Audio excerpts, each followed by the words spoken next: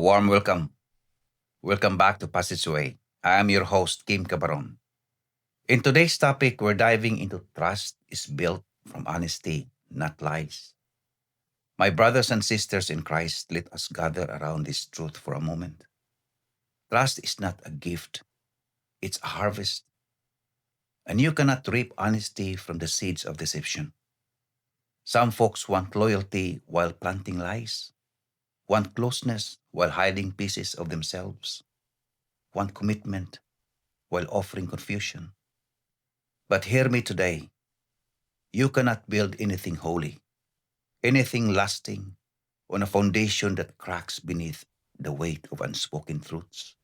In Proverbs chapter 12, verse 19, it says, "The truthful lip shall be established forever, but a lying tongue is but for a moment." Trust is one of the quiet gifts God designed for our relationships. It's the bridge that connects hearts, the soil where love grows, the light that leads us through difficult seasons. But trust cannot survive on anything less than truth. Honesty is sometimes uncomfortable. It may ask us to admit where we stumbled, reveal what we'd rather hide, or speak words that challenge us. Yet God honors truth. He strengthens the humble heart that chooses honesty, even when it costs something.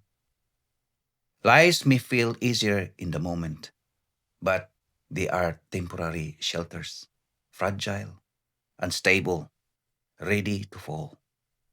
Now, truth, however, is steady. It anchors relationship. It brings oneness. It brings clarity.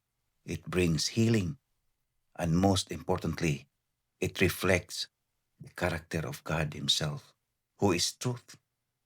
Honesty is not merely about what we say, it's about who we are becoming to.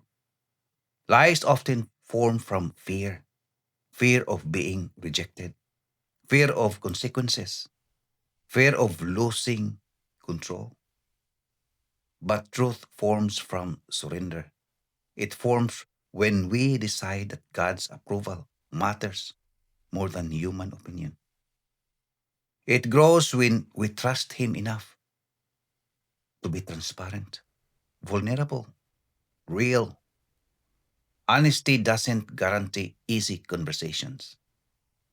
That's the hard truth. Truth may breaks the ground before it plants the seed, but anything that grows without truth is fragile and short-lived. Lies create distance. Truth builds connection. Lies create confusion. Truth brings clarity. Lies bury us. Truth frees us. Now, Jesus, as we familiar this saying, He said, "You shall know the truth, and the truth shall make you free."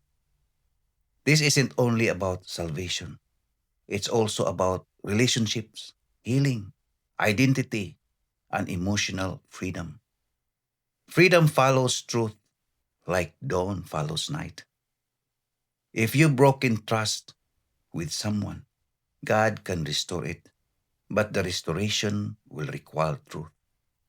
If you have been wounded by dishonesty, know this: God sees that too, and He offers healing that begins with His own faithful presence in us. And when we choose truth, we honor God. We strengthen our relationships and oneness with Him and with each other. We cultivate peace in our hearts, and we walk in the freedom Jesus promised. Honesty is not an easy road, it's the right road. And trust is the blessing that waits at the end. A blessed day. Thank you for watching. See you in the next video.